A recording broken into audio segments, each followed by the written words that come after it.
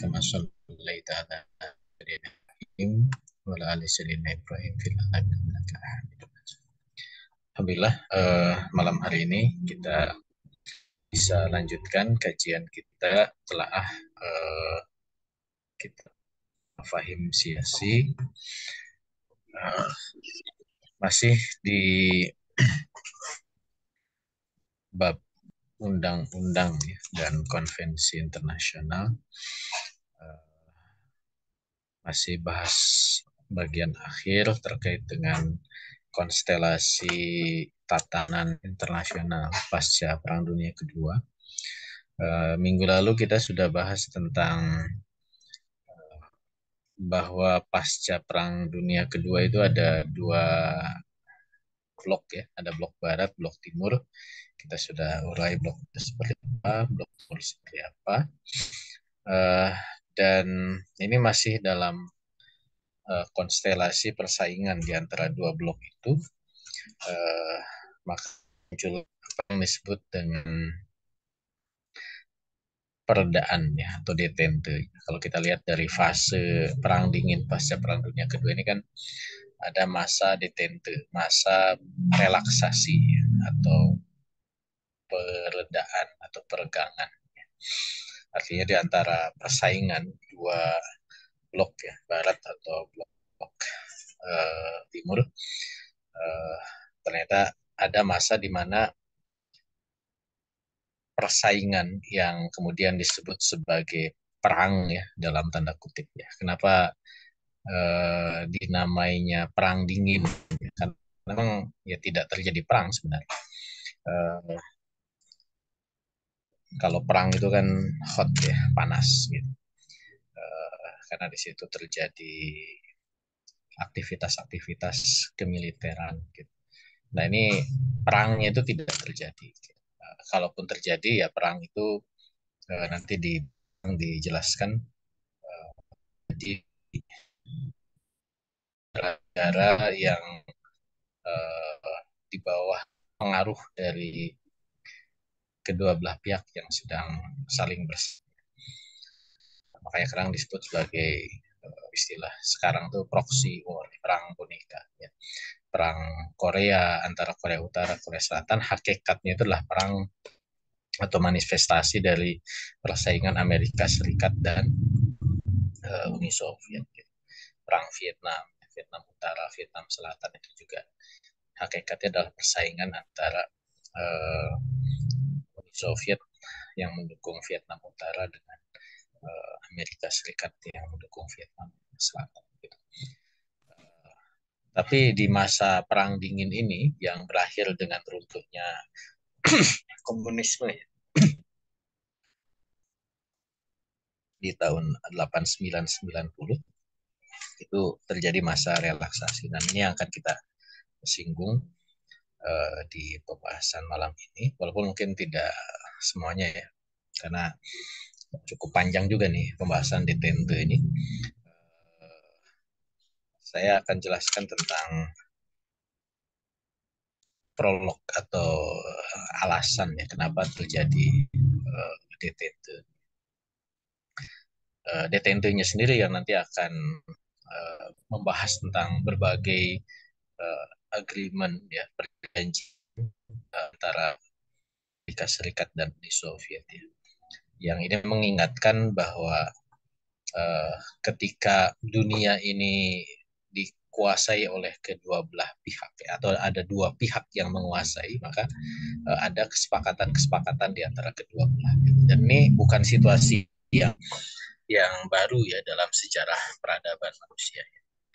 Saya sempat singgung dulu pada masa kolonialisme ini sebelum munculnya Inggris, kemudian Prancis, ya, Amerika belum ada. Persaingan itu antara Spanyol dan Portugis. Ya. Maka yang salah satu terkenal itu muncul perjanjian Tordesillas ya, yang memang diinisiasi oleh Paus ya, supaya tidak terjadi persaingan di antara kedua belah hak negara adidaya saat itu, Portugis dan Spanyol, maka dibuatlah perjanjian antara mereka untuk mengatur tatanan dunia bersama gitu ya. Seolah-olah dunia ini milik berdua. Sebagian diatur oleh Portugis, sebagian oleh Spanyol. Itu di perjanjian Tordesillas. Yang saat itu orang belum membayangkan bahwa bumi ini bulat gitu ya. Jajahan Spanyol itu ke arah barat gitu ya, dari Eropa. Makanya kalau kita lihat jejak jejak penjajahan Spanyol itu kan dari Eropa ke arah barat,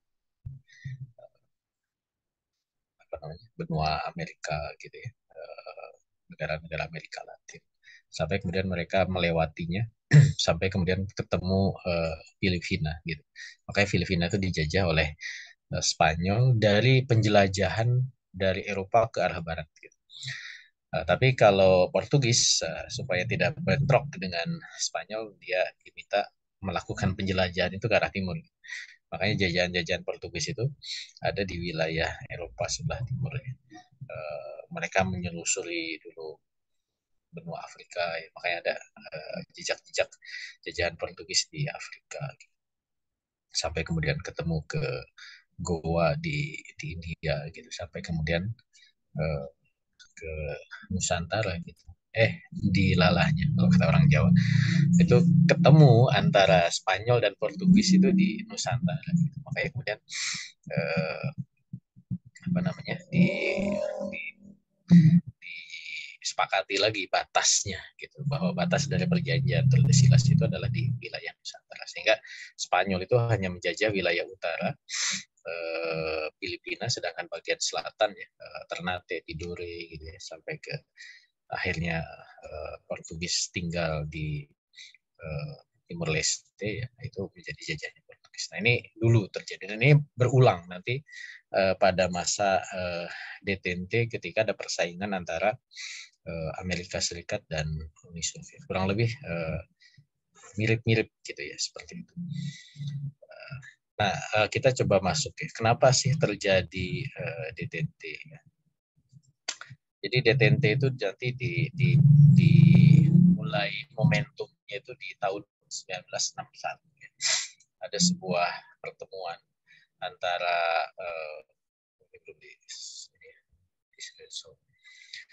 ada sebuah pertemuan antara Presiden Amerika Serikat yang masih muda terpilih saat itu, John F. Kennedy, dengan Presiden di Soviet ya, Nikita Khrushchev ya. Yang ini menjadi tonggak adanya perubahan situasi internasional setelah sebelumnya terjadi persaingan yang cukup cukup memanas ya antara Amerika Serikat dengan Uni Soviet pasca Perang Dunia Kedua gitu. Makanya tonggaknya itu adalah di pertemuan Wina ya, atau Wina Summit gitu, di antara dua pemimpin. Yang satu itu dia masih muda ya, seorang ya, ini kalau digambarkan dalam dalam kartun itu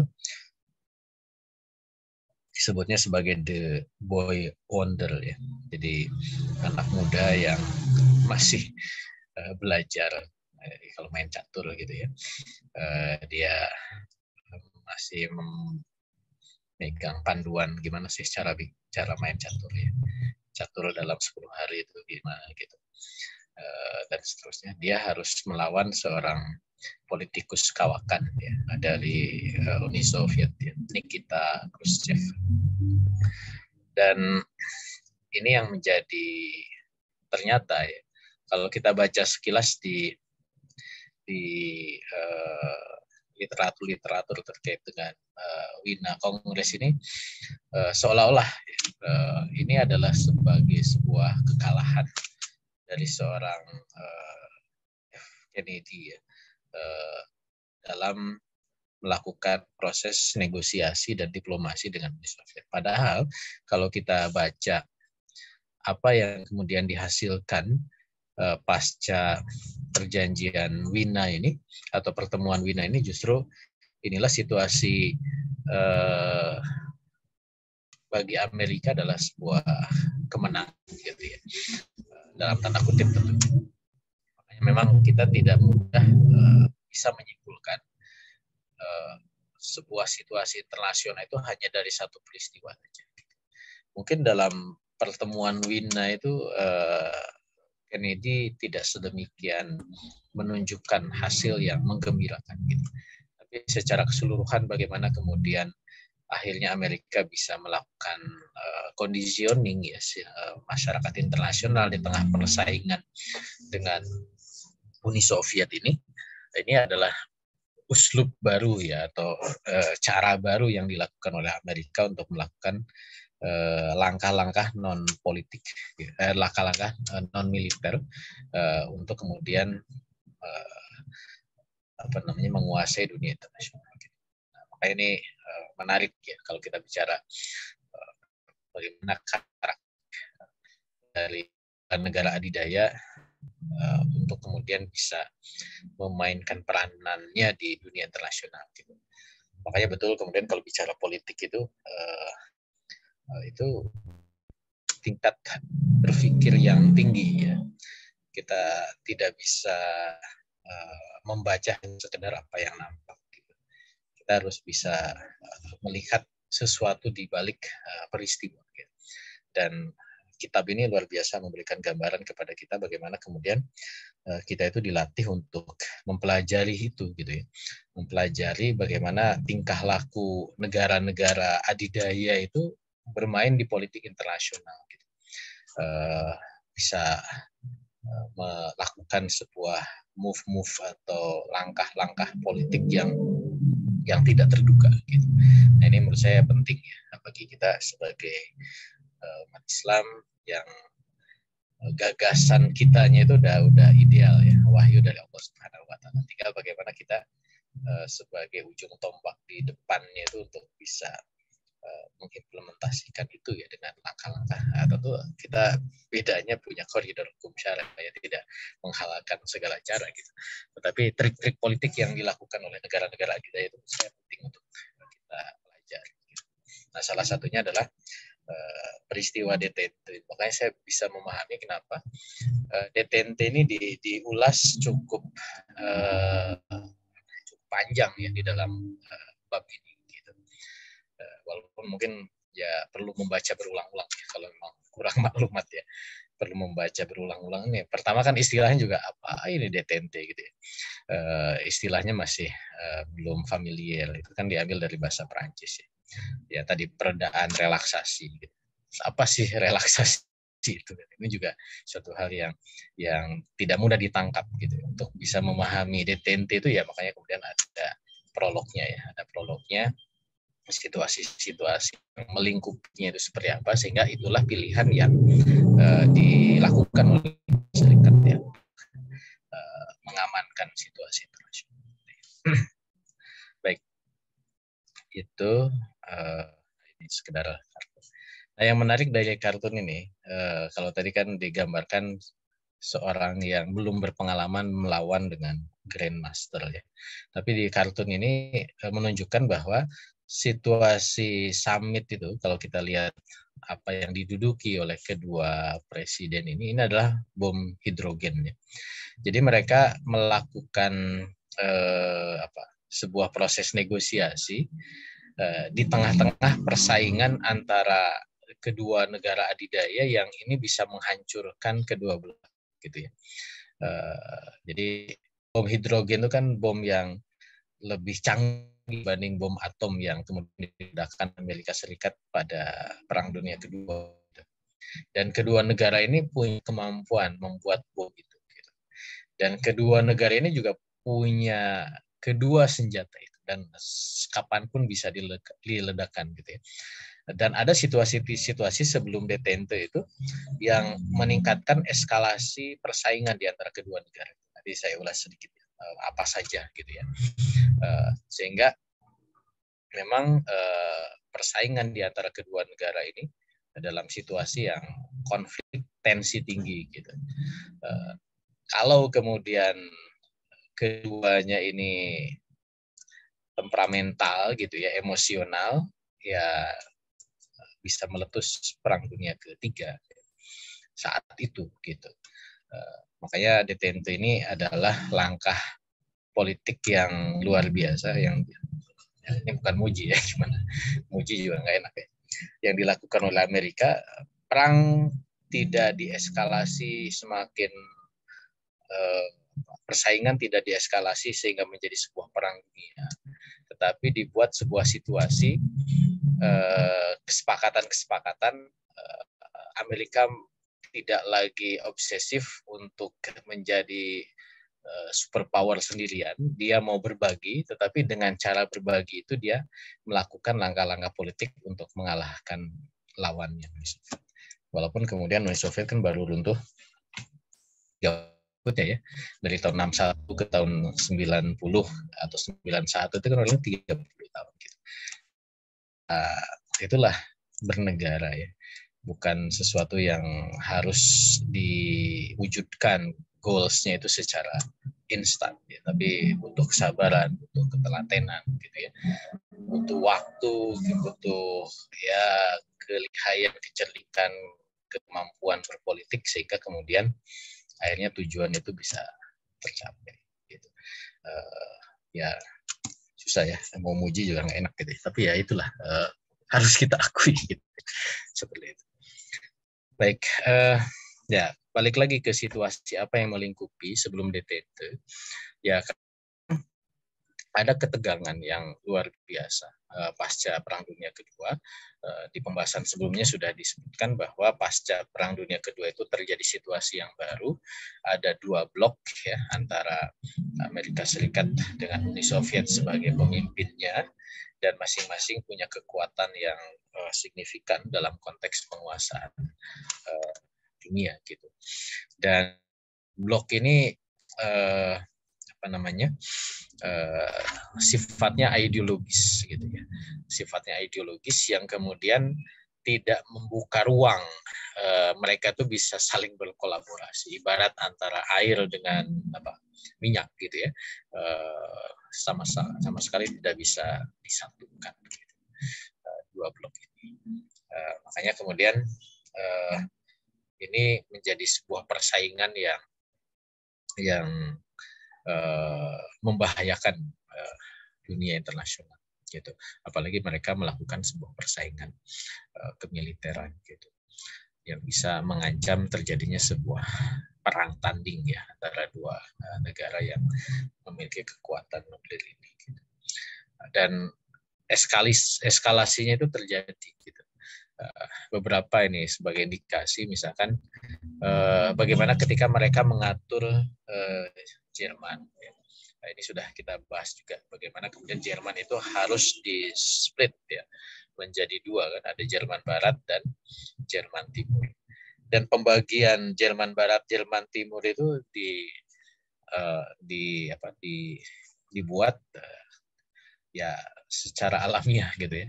Karena pada saat penaklukan Jerman pada saat Perang Dunia Kedua, ya pasukan-pasukan sekutu, ya saat itu mereka masih bergabung antara Uni Soviet dengan Amerika, dengan Inggris dan Prancis, mereka yang menduduki wilayah Jerman gitu. Akhirnya kemudian disepakatilah dibagi dua gitu, Jerman itu Jerman Barat dan Jerman Timur.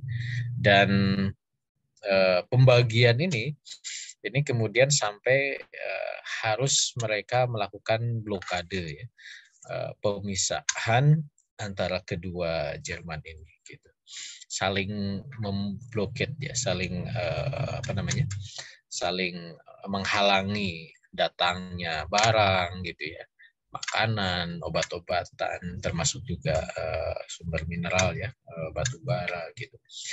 Bahkan sampai kemudian mereka di kota Berlin itu kan sampai dibuat benteng ya, atau tembok yang membagi kota itu menjadi dua gitu, yang nanti menjadi simbolisnya itu pada saat runtuhnya Uni Soviet yang ditandai dengan dihancurkannya tembok Berlin gitu. Karena ya orang yang tidak ngerti sejarahnya ya, kok harus dihancurkan tembok Berlin ya, karena ini menjadi simbol persaingan dan tembok Berlin itu menjadi simbol perbedaan ideologi di antara komunisme dan kapitalisme yang kemudian diimplementasikan dalam bentuk penguasaan kota. Gitu. Termasuk juga ketika kedua negara ini bikin persekutuan militer, ya Amerika pemicunya ketika membentuk NATO tahun 49, ya. North Atlantic Treaty Organization. Gitu. Dan ini direspon oleh Uni Soviet, dia juga menggalang kekuatan menyatukan negara-negara komunis dengan membentuk Pakta Warsawa ya, di Polandia. Ini sebagai respon aliansi militer. Karena kan ini persaingan itu tidak hanya sekedar persaingan antara dua negara, tetapi juga persaingan negara dan sekutu-sekutunya, gitu ya. Dan persaingannya persaingan fakta militer, gitu. Dan ini tentu memprihatinkan. Apalagi sebelum terjadi, nah ini gambaran ya, siapa yang gabung NATO dan siapa yang gabung Pakta Warsawa. Negara-negara yang berwarna kuning itu menjadi anggota NATO. Kemudian negara-negara yang warnanya pink itu Pakta Warsawa. Walaupun memang tidak relevan ya, penamaan NATO ini. Contoh misalkan kenapa kok Itali gitu ya, kemudian Yunani, kemudian Turki jadi anggota NATO. Kan namanya harusnya ya North Atlantic Treaty. Penyatunya itu adalah Samudra Atlantik sebelah utara ya, Atlantic Ocean atau Samudra Atlantik sebelah utara gitu. Karena sebelah selatan kan itu bagian Afrika ya, seperti itu. Italia kan nggak ada di Atlantik ya. Yunani, apalagi Turki. Turki itu kalau secara kawasan ya, regionalisme itu kadang dimasukkan ke Middle East atau Timur Tengah, kadang juga ke Near East ya, di Timur Dekat gitu. Ya kenapa gabung ya tadi relevansi itu menjadi tidak penting lagi, nama itu menjadi tidak penting lagi. Yang penting mereka adalah bagian dari sekutunya Amerika Serikat. Selama masih bisa sesuai dengan platform yang dibentuk berdasarkan kesepakatan militer mereka ya, seperti itu. Nah, tensi lain ya selain tadi ya masalah Berlin, kemudian muncul jatuhnya pesawat U2 ya. Ini hati-hati nanti di bab mana ya itu di kitab ini kan ada kasus U2 gitu. Cuma di terjemahannya tulisnya U2 bukan U2. U2 itu nama pesawat ya. U2 ini pesawat Amerika yang ditembak jatuh ya, yang kemudian apa namanya menjadi peningkat ketegangan spy ya, saling apa namanya mengintai gitu, sehingga kemudian diketahui dan jatuh itu apa namanya terjadi gitu. Belum lagi kasus Teluk Babi ya di Kuba, perang Vietnam, perang Korea. Makanya ini konflik-konflik yang meningkatkan eskalasi di antara kedua belah pihak. Nah, kalau kita lihat di timeline ya, jadi detente itu kan tahun 61 ya. Kalau kita lihat berarti situasi tadi itu terjadi sebelum tahun 60.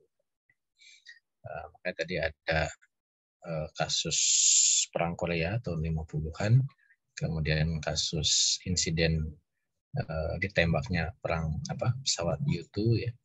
Kemudian sebelumnya di kasus Berlin gitu ya tahun 48, kemudian juga tadi mereka bersaing dalam apa namanya dalam pengetesan bom hidrogen gitu. Walaupun beberapa pada masa detente ini kan kayak perang Vietnam itu kan masih terjadi ya, cuman memang tidak sekuat eskalasinya seperti sebelum detente. Nah, kenapa situasi ini terjadi? Ya karena tadi masing-masing blok ini berdasarkan ideologi ya. ideologi komunis seperti yang sudah kita singgung di pekan lalu, itu kemudian punya dasar-dasar yang bertolak belakang dengan gagasan-gagasan kapitalis. Dan komunisme yang dibangun pada masa itu adalah komunisme internasional. Makanya kemudian Uni Soviet itu bisa menggalang kekuatan dengan melibatkan negara-negara lain ya, yang sama-sama mengadopsi komunisme. Dan negara-negara komunis itu kalau kita baca di manifesto ya, makanya bahasa manifesto itu kadang menjadi, memang itu bahasa umum ya, cuman kadang digunakan oleh negara-negara komunis. Nah itu senantiasa menyoroti kedua hal. Pertama masalah kekuatan militer, yang kedua adalah kekuatan ekonomi. Ya. Tentu semuanya di sentralistik, dikuasai oleh negara. Dan mereka goals-nya itu adalah bagaimana menyebarkan gagasan mereka ya, sosialisme di seluruh dunia. Nah, kalau kita lihat misalkan bagaimana negara-negara komunis itu mereka saat itu ya, itu sampai kemudian bisa membuat military base ya, yang kemudian disupport oleh Uni Soviet. Nah, yang mengagetkan ada nomor 20 nih di Indonesia. Ya, tentu tahun itu kita bukan malum ya. Ya faktanya bahwa memang komunisme ada di Indonesia sampai tahun 65, dan Indonesia Partai Komunis itu menjadi partai terbesar keempat ya pada saat pemilu tahun 55 setelah PNI, Masyumi, NU, baru PKI itu Partai Komunis Indonesia. Dan mereka terlibat di dalam pemerintahan pasca dekret presiden ya, pada masa demokrasi terpimpin, beberapa menjadi menteri, bahkan mereka bisa memperkuat buruh dan tani, membentuk angkatan kelima gitu. Bahkan ya saya sudah singgung di minggu lalu itu, mereka memberikan bantuan militer ke Indonesia gitu. Bantuan angkatan udara, angkatan laut ya, kemudian juga mempersenjatai dari buruh data. Gitu. Nah, selain di Indonesia, ya Uni Soviet juga punya base atau pangkalan militer ya di seantero penjuru dunia. Ini kembali menunjukkan bahwa memang mereka itu atau Uni Soviet itu negara adidaya ya. Kalau negara adidaya itu pasti berpikirnya itu tidak sekedar internal affair ya, urusan ke dalam negeri, tetapi juga dia berpikir menyebarluaskan idenya ke seluruh dunia, bahkan mempengaruhi negara-negara lain gitu untuk bisa menerima dan menerapkan ideologinya gitu. Makanya kemudian salah satu bentuk implementasinya itu adalah ya menguasai atau bekerja sama ya dengan negara-negara tersebut gitu. Dan militer itu adalah ciri utama ya.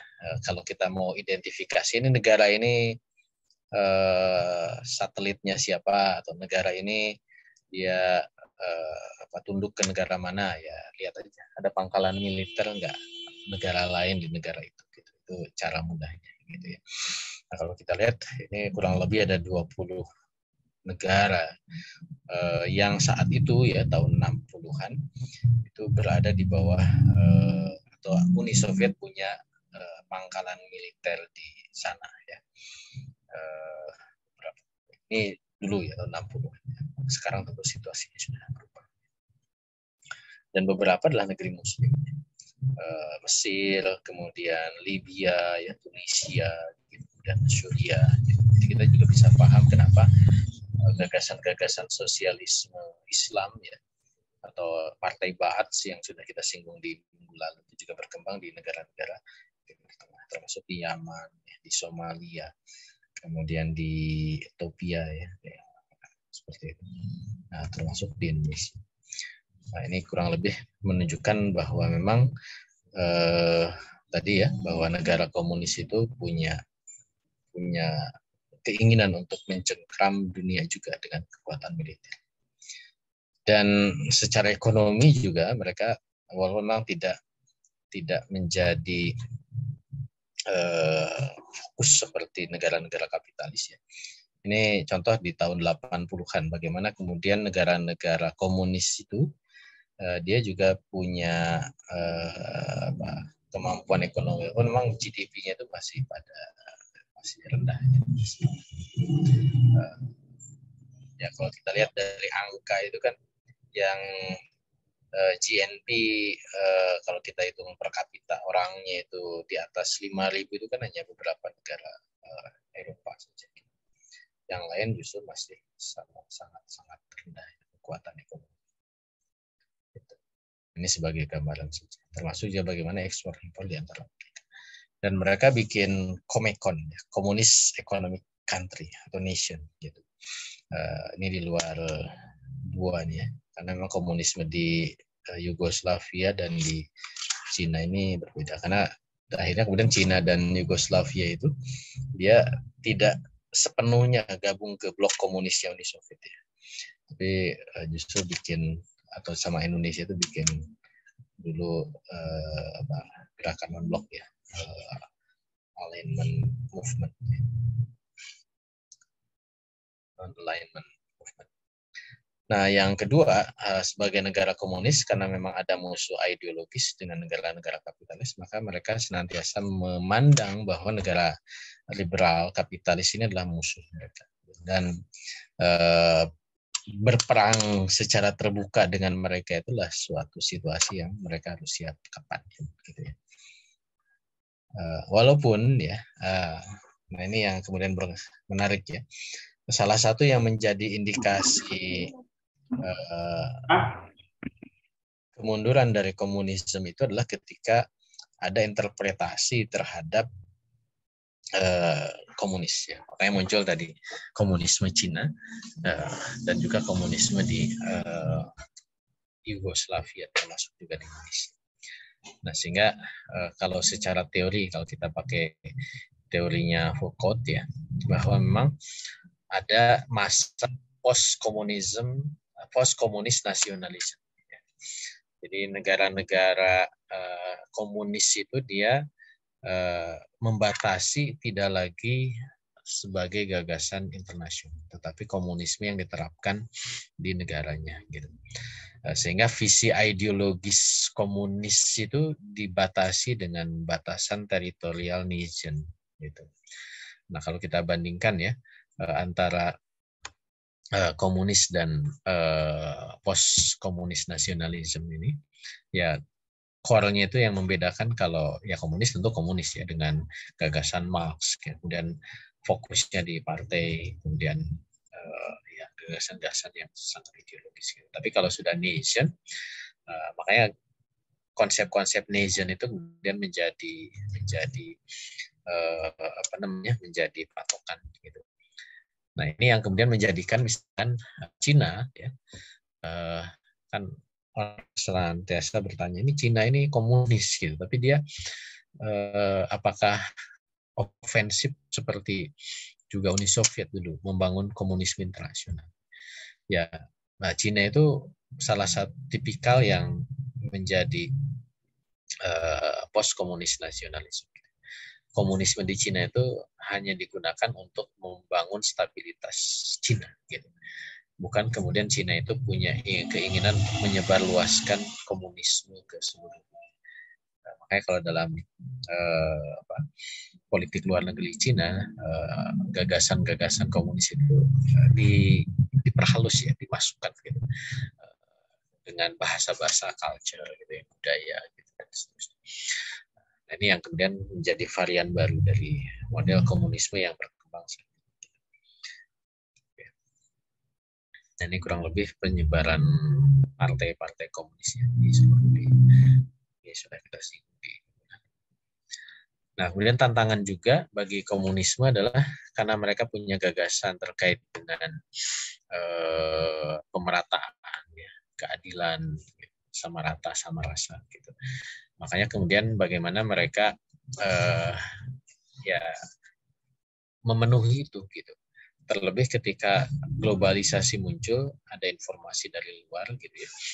Makanya kemudian toleransi terhadap perolehan barang konsumtif terhadap masyarakat komunis ini kan mulai gitu. Karena pada saat itu juga muncul misalkan ketika ada perlombaan-perlombaan internasional ya, olimpiade macam-macam, ya mereka kan awalnya diminta untuk berlomba atas nama negara gitu.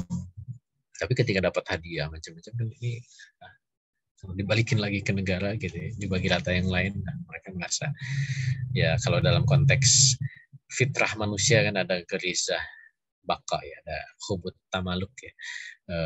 Ya ini saya yang usaha, saya yang dapat gitu, kenapa harus kasih ke negara, ini punya saya gitu. Nah, muncullah kasus-kasus macam itu. Dulu ada pesenam dari Uni Soviet yang kabur gitu, di negara Eropa Timur yang kabur dan seterusnya. Makanya kemudian tekanan-tekanan ekonomi ini juga menjadikan muncul penyesuaian-penyesuaian ya dalam konsep komunisme di berbagai negara. Nah, termasuk di Cina ya sekarang gitu ya. Makanya Cina ini kan komunis tapi konglomerasi itu juga berkembang gitu. Dengan batasan-batasan tertentu. Kalau memang sudah menyentuh ke aspek politik ya pemerintah Cina juga tidak ragu-ragu ya untuk kemudian ya menjarakan bahkan hukum mati. Baik, itu. Nah, kalau kita lihat proses ini kan nanti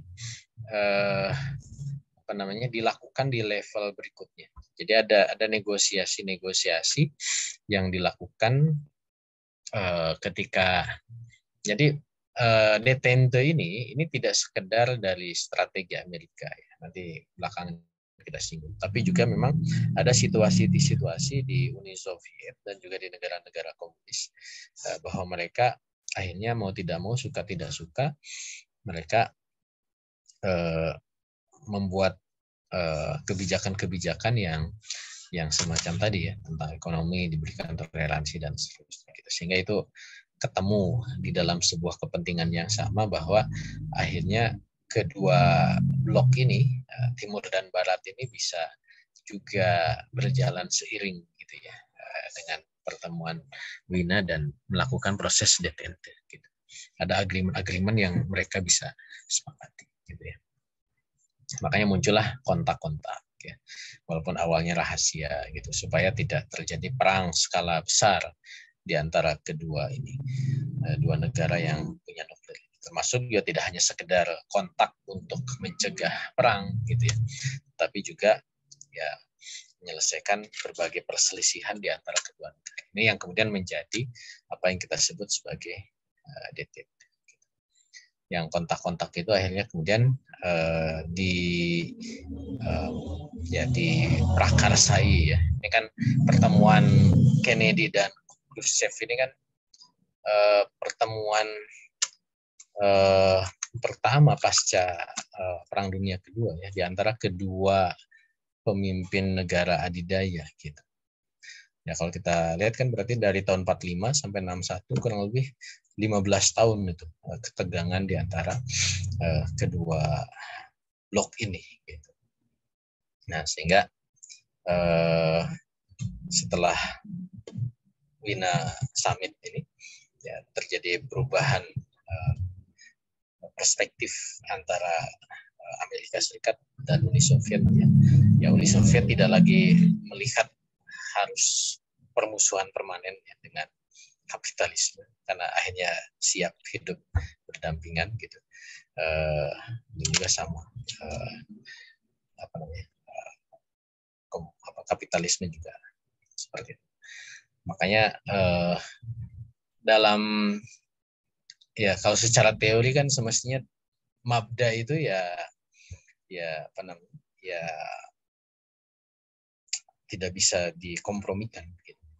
Tapi ya faktanya komunisme dan kapitalisme itu bisa kompromistik ya dengan tujuan-tujuan atau kepentingan-kepentingan. Nah, tinggal nanti kita harus telaah ya. Kompromistik ini ya kalau dalam bahasan kitab ini adalah ya cara kapitalis. Karena yang sebenarnya paling cair itu ideologi. Kan ideologi harusnya disebutnya ideologi itu karena dia close ideologi gitu. Dia nggak boleh cair ideologi itu. Gitu. Cuman kapitalisme itu dia adaptif ya. Dia bisa agak komunis sedikit gitu ya. Dia bisa mengambil agama sedikit gitu. Kapitalis itu.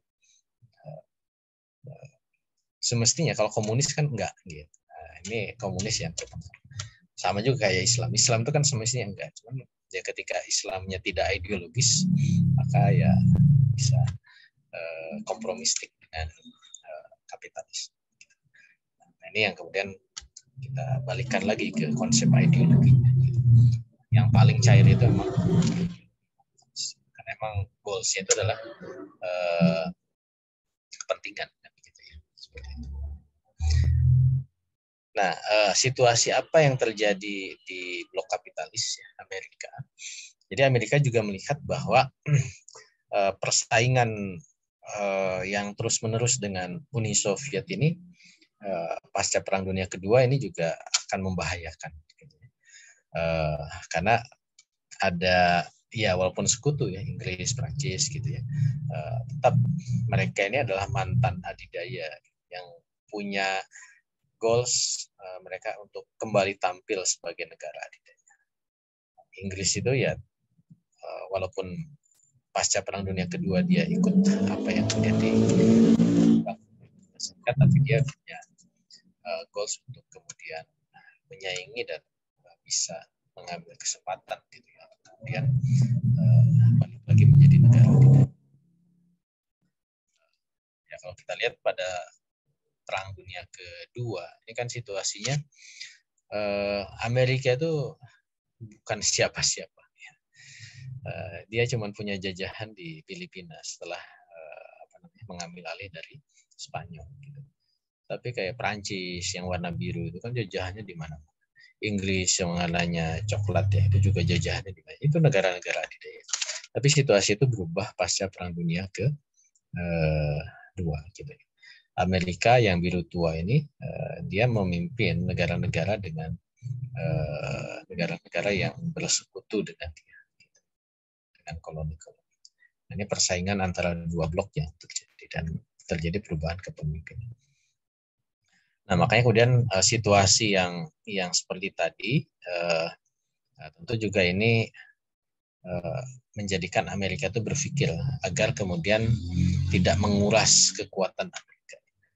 Kalau kita lihat ini yang menarik adalah perang ya. Perang itu memang menguras apa namanya kekuatan ekonomi. Saya salah nyebut. Nah, jadi kalau kita lihat bagaimana spending ya, militer ya, lihat di tahunnya. Ini yang akhirnya Amerika menguras energi itu kan pada saat perang. Nah, yang enak. Nah ini. Jadi pada saat Perang Dunia Kedua, ini militer Amerika itu ya atau funding atau apa spending ya, pengeluaran militer Amerika itu sangat tinggi. Termasuk juga ketika harus bersaing. Terjadinya Perang Korea, kemudian juga persaingan yang lain gitu ya. Sampai di akhir perang runtuhnya Uni Soviet. Bahwa memang pasca Uni Soviet bubar ya Amerika ketika terlibat dalam perang Afghanistan, Irak itu juga mengeluarkan dana yang tidak sedikit. Gitu. Makanya kemudian perang ini menjadi sesuatu yang memang harus disupport ya oleh kekuatan ekonomi. Gitu. Sehingga makanya kemudian Amerika berusaha melakukan cara lain ya agar kemudian tidak mesti keluar dana besar, tapi juga dia bisa melakukan tindakan-tindakan penguasaan militer atau politik secara global. Gitu. Dan itu memang bisa dilakukan. Ya, kalau kita lihat misalkan tahun 45 ya pasca Perang Dunia Kedua, kita bisa bayangkan Kenapa beban militer Amerika itu tinggi? Ya karena memang Amerika sampai bisa punya basis militer itu di seantero dunia. Ya. Dan ini tambah lagi pasca runtuhnya Uni Soviet di tahun 2020 sekarang gitu ya. 2023 sekarang. Kita bandingkan sebelum perang. Sebelum perang Amerika hanya di benua Amerika dan di jajahan Amerika. Basis militer di luar negerinya. Karena memang Amerika belum tampil sebagai negara internasional ya, hanya mengurusi wilayahnya saja. Masih ingat ya dengan doktrin Monroe ya. Gitu. Jadi dia tidak ikut campur di urusan negara. Kalaupun negara lain ya jajahan dia. Filipina itu kan jajahan dia. Gitu. Nah, ketika dia sudah terlibat dalam perang dan dia mendapatkan situasi kemenangan dan dia mempertahankan kekuatan militernya di seantero dunia ini. Gitu. Artinya bahwa perang dingin ini memang yang di situ ada kondisi perang dan ada damai ini untuk menguras dana dari negara. Apalagi perang dingin ini kan dia menguras dana karena harus menyiapkan senjata, ya, berlomba dan sebagainya tanpa peperangan yang jelas, gitu. Maka disebutnya ilusif. Ya. Kapan perangnya ya tidak terjadi. Gitu. Walaupun terjadi perang Korea ya itu bukan perang dia secara langsung. Gitu. Nah ini yang kemudian dirubah situasinya dengan adanya detente. Ini gambaran tadi spending militer di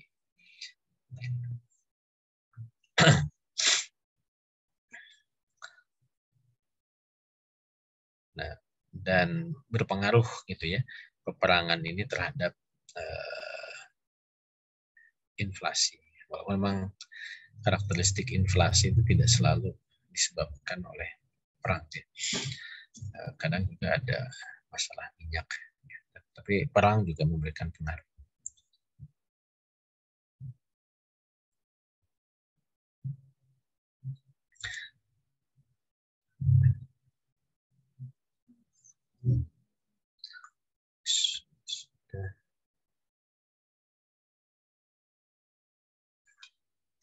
Nah, jadi itulah yang yang akhirnya kemudian Amerika menyadari bahwa di satu sisi Amerika harus menyiapkan diri terhadap kemungkinan dia di take over ya posisinya oleh Inggris gitu.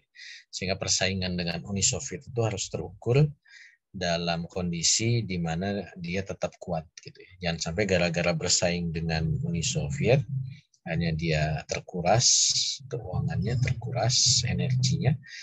Di situ kemudian Inggris melakukan take over. Gitu. Ini yang kemudian melahirkan situasi berikutnya terjadi.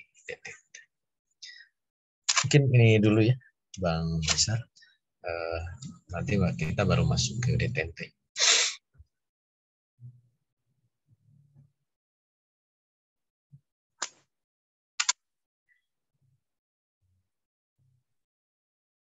Ya, alhamdulillah, Bapak Ibu, jemaah sekalian. Jadi saya kira pembahasan detente ini sudah cukup pas habis, rupanya masih koloknya. Masya Allah. Jadi masih banyak pemainnya yang akan kita dengarkan nanti. Dan memang seperti yang beliau sampaikan masih ada bridging seperti pembukaan ya, sehingga nanti penjelasan tentang detente itu nyambung kiranya. Alhamdulillah tadi juga disampaikan terkait dengan perkembangan ya dua blok timur maupun blok barat yang mewakili Soviet dan juga Amerika. Ya, alhamdulillah Bapak Ibu sudah kita buka ya ini sesi tanya jawab. Alhamdulillah sudah kurang lebih hampir 1 jam ya beliau menjelaskan. Pertanyaan sudah kita buka baik nanti melalui kolom chat dan boleh juga ini sudah ada yang bertanya. Monggo Bu, silakan Bu Faiz, silakan bertanya langsung nih. Oke, jazakumullah khair, Ustaz. Assalamualaikum warahmatullahi wabarakatuh. Oke, yang ingin saya tanyakan, yang pertama, sebenarnya bukan apa namanya pertanyaan ini, cuma kemudian tadi saya menangkap ketika kemudian awal Ustadz menjelaskan tentang prolog masih sih prolog di TNT itu seolah takjub begitu, nggih. Seolah ini adalah strategi pertama begitu yang ada di peradaban sejarah perpolitikan dunia, bahwa ada upaya yang non militer yang apa namanya dilakukan oleh dua negara yang berseteru. Kalau saya jadi ingat perjanjian Hudaybiyah. Perjanjian Hudaybiyah itu kan demikian adanya ya sebuah langkah spektakuler yang dipilih Rasulullah yang yaitu akhirnya kemudian bisa dikatakan meredam konflik yang awalnya terjadi. Walaupun kemudian seolah-olah kalah begitu ya, seolah-olah kemudian kita ada pada posisi yang kalah, tapi kan sebenarnya justru yang ada adalah banyak kegemilangan gitu di balik peristiwa Hudaybiyah itu. Sebenarnya tidak terkait, cuma kemudian kalau tadi seolah-olah Ustadz itu kayak wow gitu ya, kayak mau memuji begitu kan. Bukankah ini pernah terjadi gitu pada masa Rasulullah di perjanjian Hudaybiyah itu, atau sebenarnya beda karena kemudian saya tidak tepat memandangnya. Itu yang pertama, Ustadz. Yang kedua, tadi disampaikan bahwa ada perubahan orientasi komunis begitu ya, yang akhirnya kemudian mereka tidak lagi bervisi internasional, tapi kemudian membatasi diri pada batas-batas negara. Ini ngapunten mungkin kalau saya tadi agak kelewat. Ini maksudnya kapan begitu dan kenapa ini kemudian berubah begitu ya. Berubah sifatnya itu demikian. Jadi tidak ideologis bisa dikatakan begitu, tidak bervisi global begitu. Dan ini kan akhirnya signifikan begitu ya, kemudian merubah pola dia gitu ya, sehingga kemudian akhirnya komunis global itu tidak ada lagi yang mengemban. Tadi yang masih kurang jelas itu slide-nya Ustadz tadi, kenapa ini kemudian ada begitu ya, munculnya itu seperti apa yang sampai akhirnya kemudian visi ideologi komunis ini tidak lagi global tapi dibatasi oleh negara.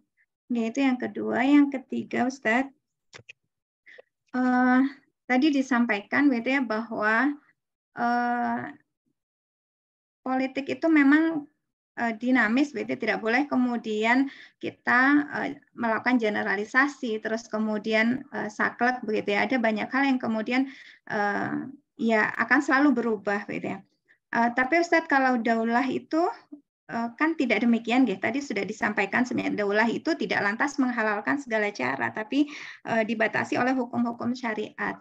Nah, kalau kemudian daulah berseteru dengan entitas lain, itu akhirnya memang jadi mudah terbaca ya Ustadz, karena memang kita punya langkah yang tidak seperti mereka yang tidak ada rumusnya begitu ya, bisa dikatakan demikian, yang bisa apa saja beralih berubah begitu, karena mereka juga tidak dibatasi oleh batasan-batasan aturan begitu, bisa sekenanya yang berorientasi pada kepentingan. Itu bahkan kemudian dikatakan tadi ideologi kapitalis itu kan adaptif gitu, dia bisa ke siapa saja gitu, bergantung kepentingan, dia bisa mirip siapa saja bergantung kepentingan. Tapi nanti ketika kemudian berkonfrontasi, misalkan daulah berkonfrontasi dengan entitas lain, ini kan politik daulah itu bisa mudah terbaca gitu ya Ustaz, karena kemudian kan daulah itu caranya itu ya baku begitu, dibatasi oleh hukum-hukum syariat. Nah, itu seperti apa? Oke, jazakumullah khair, 3 itu dulu.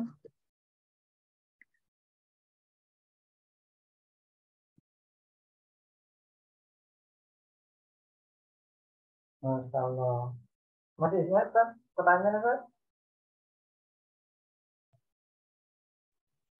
Ya, satu-satu ya. Baik, ya tentang yang pertama ya, makanya tadi saya sampaikan apa namanya, kekaguman dalam tanda kutip ya terhadap Amerika itu tentu bukan dalam hal yang sesuatu yang kompetitif gitu ya. Maksudnya ya gimana? Memang faktanya Amerika itu begitu gitu. Makanya ini penting kemudian kita pelajari. Dan itulah semestinya negara adidaya gitu ya. Makanya nanti mudah-mudahan nggak lama ya kita bahas Amerikanya gitu supaya kita preteli gitu. Amerika itu apa yang menjadi karakteristik penguatnya, dan tentu ada kelemahan-kelemahannya gitu. Saya hanya ingin menunjukkan bahwa memang pada saat Perang Dingin apa yang dilakukan oleh Amerika dengan detente-nya ini adalah sebuah strategi yang menarik gitu ya, yang melakukan langkah-langkah yang di luar prediksi yang dilakukan oleh negara-negara sebelumnya.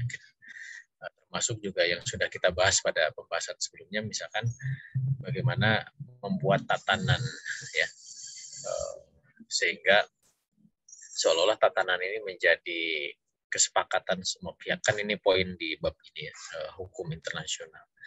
Padahal ini adalah cara Amerika supaya persaingan itu tidak lagi dilakukan dengan perang. Ya. Makanya mekanisme dulu persaingan antar negara itu dengan perang, mengalahkan negara lain. Ini Amerika ubah gitu. Dia bikin sebuah tatanan yang tatanan itu dapat legitimasi dari negara-negara lain, dibuat organisasi internasional namanya PBB, padahal semua itu dalam kendali dia gitu. Ini kan ya tadi menarik ya. Ya kalau mau disebut takjub, yang nggak sampai takjub juga sih. Tapi itulah yang yang dilakukan ya. Proses berpikirnya Amerika untuk ngatur negara dunia dengan ideologi mereka ya, itu menurut saya ya kalau nyontoh ya tetap ke Rasul ya. Tapi apa yang mereka lakukan sebagai orang kapitalis kafir yang pintar gitu ya, itu ya itulah Amerika gitu. Ya makanya saya nggak mau muji juga gitu ya, seperti itu. Saya punya teman, saya belum pernah ke Amerika ya, tapi ada teman saya yang tinggal lama di sana. Saya tanya apa sih Amerika itu gitu. Salah satu kekuatannya. Misalkan Amerika itu dia ketika bikin jalan atau dia mau buka kota, mereka tuh punya tanggung jawab publik gitu. Pemerintahnya itu punya tanggung jawab publik. Jadi kalau bikin jalan ya bikin jalan yang benar gitu ya. Nggak kayak di sini kan jalan itu jadi proyek untuk dikorupsi ya, sebulan langsung bolong-bolong gitu ya. Mereka bikin jalan yang benar gitu, sehingga jalan itu emang bisa dipakai dalam waktu lama, jalannya luas, kemudian tidak akan mudah terjadi kecelakaan. Jadi mereka bikin aturan untuk ngatur mereka sendiri itu dengan benar. Gitu. Kebetulan teman saya seorang arsitek gitu ya. Jadi apalagi dalam kacamata tata ruang, arsitek dan macam-macam gitu ya. Ya mereka itu sudah berpikir benar ya, cuman belum mustanir gitu, sehingga nggak sampai ke Islam gitu ya, dalam konteks negara ya. Mungkin persen-persen ada yang sampai sana. Nah itu maksud saya menunjukkan tentang detente. Kalau dikaitkan bahwa betul dulu Rasulullah membuat sebuah perjanjian yang di luar dugaan dari para sahabat ya, perjanjian Hudaybiyah, isinya seolah mengalah padahal di situ adalah kemenangan. Ya ini tentu kita harus ya sebagai seorang muslim ya harus yakini, kita harus jadikan betul-betul sebagai pelajaran, dan ini juga sebuah pelajaran politik bagi kita gitu, dalam konteks apa yang dicontohkan oleh Rasulullah SAW. Dan menurut saya ya seorang muslim harus punya bekal itu gitu ya. Kalau dikaitkan dengan pertanyaan yang ketiga ya, jadi keterikatan terhadap hukum syara itu kan mutlak ya. Tetapi bagaimana menerjemahkan keterikatan terhadap hukum syara ketika harus berinteraksi politik ya, dengan musuh sekalipun, ya itulah nilai lebih dari seorang muslim gitu ya. Ini kan berarti lebih, kalau mereka bisa dinamis adaptif dengan menghalalkan segala cara, gimana kita muslim bisa menguasai lawan dengan proses diplomasi negosiasi yang terikat hukum syara gitu. Ini kan kita harus mikirnya lebih lagi gitu ya. Salah satu yang menarik adalah bagaimana ketika Sultan Muhammad Al-Fatih gitu ya melakukan penaklukan Konstantinopel, itu kan melakukan uslub-uslub yang di luar nalar, di luar nurul gitu kalau kata orang sekarang. Kok bisa seorang sultan itu berpikir perahu itu dinaikkan ke bukit gitu ya? Itu kan nggak kepikiran sama mereka gitu. Harusnya ya perahu itu ya di laut gitu atau di sungai. Nggak bisa, harusnya ketika dihalangi oleh rantai yang menghalangi itu ya nggak bisa lewat gitu. Tapi dia punya pemikiran out the box gitu ya, luar dari ya tadi di luar nurul tadi gitu ya.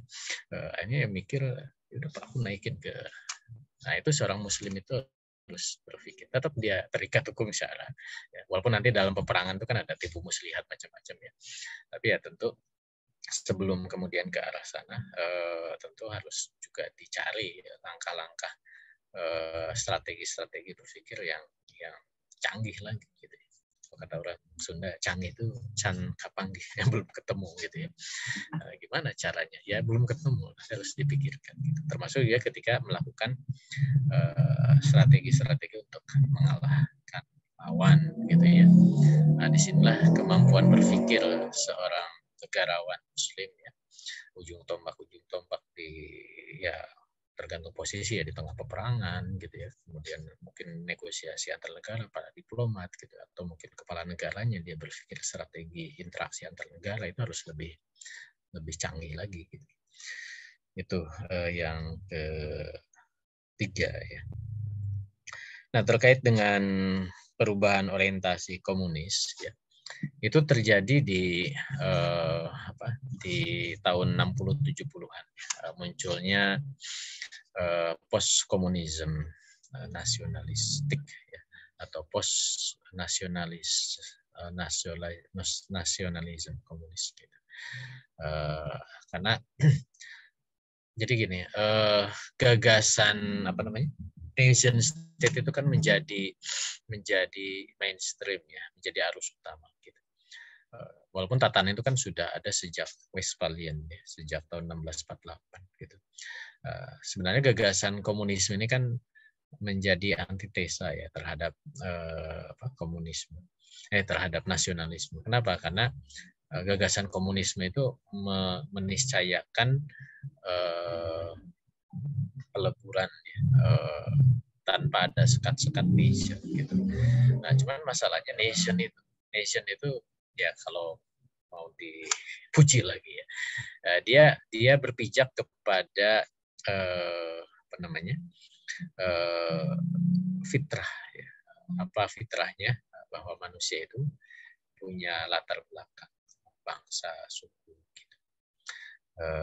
Dan fitrah itu ketika dijadikan ikatan itu sesuatu yang mudah gitu. Orang suka terhadap atau membela terhadap kaumnya ya, sukunya itu adalah bagian dari fitrah gitu. Dan sebenarnya dalam Islam kan itu juga ditempatkan dengan benar gitu ya, bahwa ikatannya harus ikatan akidah, tapi keberadaan kobiliyah ya, suku-suku ataupun nation itu ya tetap diakomodir sesuai dengan hukum syara gitu. Nah makanya kemudian ketika komunisme internasional itu tidak berhadapan dengan konsep nation, ya suka tidak suka mereka punya tantangan untuk kemudian menempatkan nasionalisme itu seperti apa gitu. Karena kalau untuk masuk ke level internasional ya, yang melewati batas-batas itu kan tadi seperti halnya akidah Islam itu kan bukan sesuatu yang alami gitu.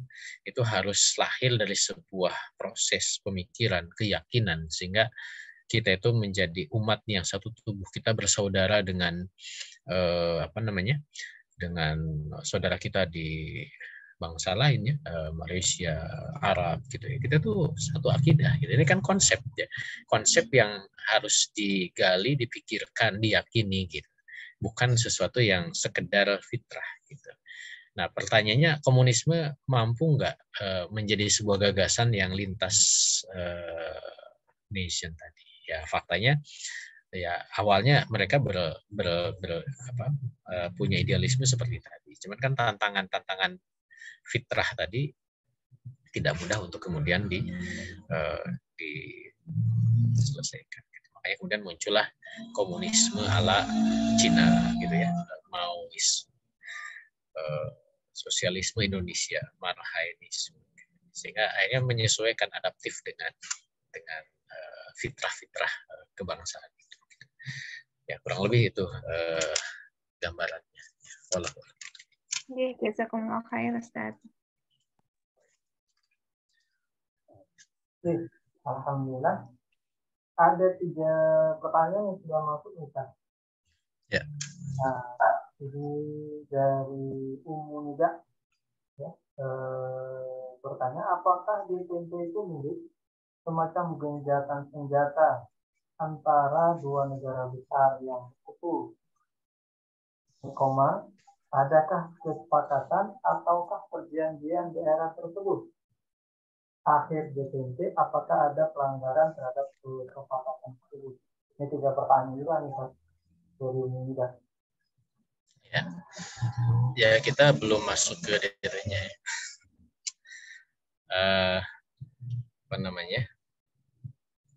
Pembahasan DTT insya Allah minggu depan, tapi nggak apa-apa.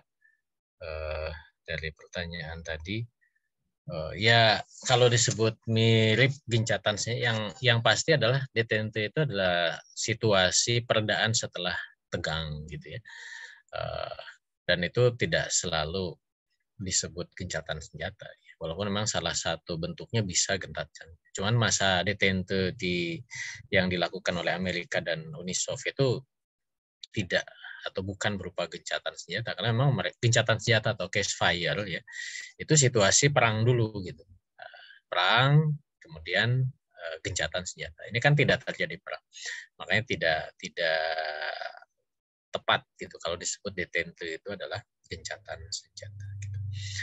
Kalau mirip ya bisa lah ya, jadi dia meredakan setelah peperangan gitu, tapi memang nggak pas kalau disebut sebagai gencatan senjata.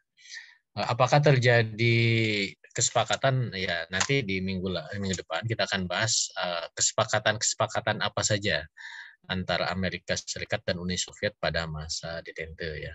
Ini kenapa nggak saya singgung sekarang, karena yang banyak ya, ada banyak kesepakatan yang kemudian nanti kita ulas, mulai dari kesepakatan pengurangan misil senjata, kemudian kesepakatan untuk mengurangi nuklir gitu ya. Kemudian muncul gagasan NPT, ya, Non-Proliferation Treaty tentang penyebarluasan nuklir dan seterusnya. Dan nanti ada banyak kesepakatan. Detente apakah ada pelanggaran? Ini juga nanti kita bahas, karena detente itu kan tidak sampai Uni Soviet bubar ya. Ada masa ketika Presiden Richard Nixon ya, dia naik, kemudian Ronald Reagan itu kemudian mengakhiri masa detente gitu. Kenapa kemudian diakhiri detente? Karena memang Uni Sovietnya sudah lemah ya, sehingga Amerika mengambil kesempatan ya, kalau yang diajak untuk mereda ini sudah lemah, ya dia kan punya kesempatan take over ya, akhirnya ya dihancurkan gitu. Nah, itu yang kemudian pasca detente menjadi masa ketegangan baru yang justru menjadi kesempatan Amerika untuk memukul habis Uni Soviet sampai akhirnya bubar tahun 90 gitu. Jadi memang sebelum bubar berakhir dulu detente-nya, dan itu memang dipicu dengan beberapa kejadian ya, mulai dari perang Teluk, kemudian juga perang Iran-Irak ya, sebelum perang Teluk, perang Iran-Irak, kemudian itu menjadi pukulan terakhir terhadap Uni Soviet sampai kemudian dia akhirnya bisa dikalahkan. Tapi insya Allah nanti kita ulas pertemuan berikutnya. Ya, alhamdulillah. Berarti ini secara tidak langsung juga Spoiler. Itu hadir untuk pekan depan. Termasuk Bapak Ibu jamaah sekalian yang nanti jawaban dari pertanyaan Yuda ini insya Allah pekan depan. Jika tidak ada halangan, kita akan gerak lagi pekan depan. Lanjut pertanyaan dari Ibu Hasna Johan. Apa Ustaz? Ini sepertinya beliau ingin bertanya kembali kan? Apakah yang dilakukan oleh Amerika hingga negara tersebut bisa menjadi negara adidaya, mengalahkan Inggris dan negara Eropa ataupun Indonesia? Syukran, Ustaz, jawabannya. Ya, Amerika menjadi adidaya itu pasca Perang Dunia Kedua ya. Ini pertemuan kapan ya, saya ulas ya. Jadi Perang Dunia Kedua itu kan perang yang melibatkan Amerika. Ya. Karena sebelumnya Amerika dia terikat dengan doktrin Monroe, dia tidak ikut serta dalam persaingan dunia internasional. Tapi Amerika melihat ada kesempatan untuk bisa turut serta dan mengambil alih posisi Inggris. Ya. Dan yang kemudian terlibat dalam perang dan dilalahnya, ya, kalau kata orang Jawa itu, perang itu terjadi di Eropa. Gitu. Walaupun Inggris, Prancis itu akhirnya menang bersama Amerika, tapi karena arena pertempurannya itu di sana, ya Eropa itu hancur gitu ya. Dan itu menguras Inggris dan Prancis sehingga melemahkan posisi Inggris dan Prancis yang menjadi adidaya pasca Perang Dunia ke-1 sampai Amerika harus atau memanfaatkan dengan melakukan memberikan bantuan ya Marshall Plan ya kita sudah singgung itu. Dan itulah kesempatan Amerika mengambil alih posisi menjadi negara adidaya. Makanya situasinya berubah pasca Perang Dunia Kedua, Amerika menjadi negara adidaya dan Inggris dia turun posisinya bersama Prancis. Nah, muncul kekuatan baru Uni Soviet ya. Uni Soviet itu walaupun dia sebagian ada di Eropa, dia ya kadang tidak disebut sebagai negara Eropa ya. Jadi kurang pas ya kalau disebut bahwa negara Eropa itu Uni Soviet gitu. Dia negara dengan dua benua ya, di Eropa dan di Asia. Rusia dulu di masa lampau itu menjadi bagian dari negara-negara Eropa yang saling bersaing. Cuman klasifikasi pasca Perang Dunia Kedua ya, Uni Soviet itu sering dikecualikan gitu. Dia bahkan kalau dalam kajian HI kawasan ya, itu menjadi kawasan tersendiri, kawasan Uni Soviet gitu. Karena memang punya karakteristik yang berbeda secara ideologi dengan Eropa yang lain gitu. Makanya dulu ada sebutnya Eropa Barat, Eropa Timur. Eropa Timur itu komunis, gitu. Eropa Barat kapitalis gitu. Tapi ini kan klasifikasi pasca Perang Dunia Kedua sampai runtuhnya Uni Soviet. Itu mungkin ya untuk Bu Hasna. Walaupun Alhamdulillah, ini sudah terjawab ya, Bu Hasna Johan. Pertanyaan selanjutnya Ustaz dari Pak Hulu.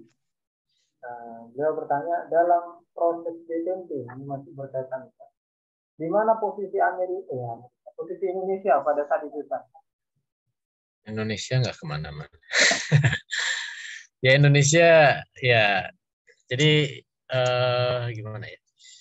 Kita tuh bicara konstelasi internasional. Indonesia, jadi kan kita dari awal udah singgung. Kita klasifikasikan dulu negara ini. Ada negara adidaya, ya. Ada negara independen yang dia mantan negara adidaya atau negara yang pengen jadi negara adidaya. Dan ada negara satelit, ada negara pengikut, gitu ya. Jadi kalau bicara politik global, yang kita obrolin itu ya dua itu aja, gitu. Negara adidaya dan negara independen, gitu. negara satelit, negara pengikut itu ya jadi apa? Jadi figuran aja, gitu. Jadi figuran. Indonesia pasca Perang Dunia Kedua, ya, kita kan lepas dari penjajah Belanda, ya. Dan nanti sebenarnya ada pembahasan tentang khusus Indonesia.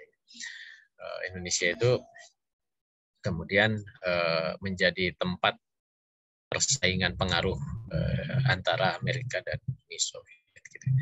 Dan persaingan pengaruh Amerika dan Uni Soviet itu terimplementasi dari persaingan partai-partai politik di Indonesia. Gitu.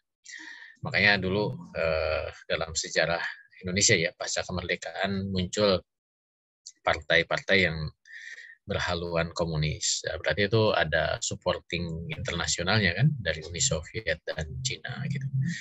Dan muncul pesaing rezim yang ketika rezimnya diindikasikan komunis, mereka berusaha menggulingkan.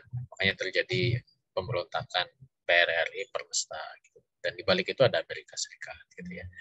Termasuk juga bagaimana kekuatan militer Indonesia pada zaman Orde Lama itu juga disupport oleh Amerika sehingga terjadilah proses Orde Baru.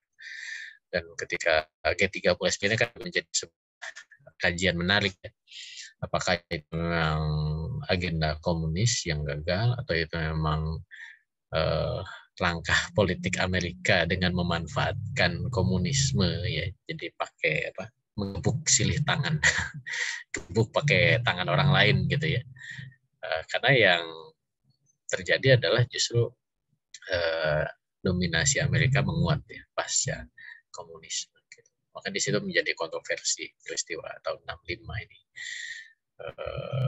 Komunisme jadi korban. Gitu. Padahal mereka yang melakukan pemberontakan. Secara politik menarik. Nggak, maksudnya kalau dibaca dalam politik global ya. Kalau dalam politik lokal, oh ini kan persaingannya begitu. Tapi dalam politik global itu ada Amerika yang bermain, kemudian ada Uni Soviet saat itu, gitu ya. Termasuk juga kasus merebut kembali Papua Barat ya, atau Irian Jaya dulu, gitu. Sehingga melahirkan konsesi Freeport dikuasai oleh Amerika. Itu juga menarik untuk dilihat dalam konteks politik global, gitu. Kita bangsa Indonesia senang Irian Barat gabung ke Indonesia, gitu ya, dengan peristiwa headnya pembebasan Trikora ya, dengan operasi Mandalanya. Orang mana? Orang Makassar itu ada tugunya, Tugu Mandala itu di Makassar. Peristiwa pertempuran Laut Aru itu kan heroik secara politik lokal gitu ya. Nah, cuman bahwa di situ ada konsesi politik global ya, kan muncul pertanyaan kok Freeport sama Amerika. Ini kan menjadi pertanyaan menarik gitu ya. Kok referendum PPRA ya dulu ya, penentuan pendapat rakyat Papua itu di New York gitu. Ini kan diputuskannya di New York. Ini kan juga menarik gitu untuk kemudian membaca politik-politik lokal itu dalam perspektif global atau internasional. Mungkin itu sebagai pengantar. Nanti insya Allah kita sampailah ke pembahasan tentang Indonesia. Ya, Masalah sepertinya ini menjadi pertanyaan terakhir nih Pak dari Pak Budowi tadi seputar tentang Indonesia. Kira-kira Ustaz ada yang ingin disampaikan sebagai closing statement sebelum kita tutup? Ya, insya Allah kita lanjut lagi minggu depan, masih TNT ya, mudah-mudahan tuntas, mudah-mudahan sudah gatal masuk ke bab berikut. Lama banget yang bab ini, insya Allah. Ya, alhamdulillah.